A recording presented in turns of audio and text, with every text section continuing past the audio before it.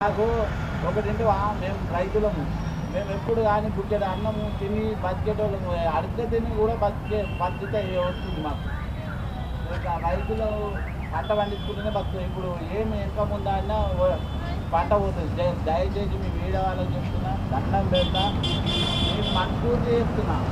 ఏది అన్నా అడుగుతున్నా పరికరాలు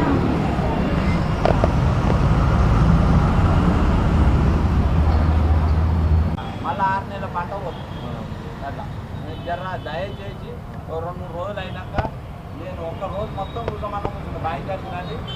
నేను ఇస్తాను. ఇప్పుడు పోదాం బాబా, పొలం ఉంటాను.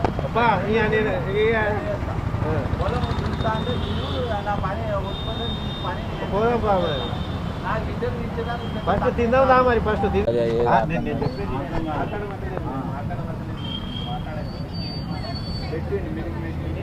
వచ్చి మీడియా వాళ్ళు మొత్తం ఆయనకే వెళ్తాను. అదేది ఆ బుక్ మాట్లాడుకుంటే అయిపోయింది. నేనేమంటున్నా అంటే పల్లవి ప్రశాంత్ ఎప్పటి నుంచి పోయాడు అంటే ఇట్లా మా కొడుకు ఎప్పటి నుంచి కనబడుతుంది.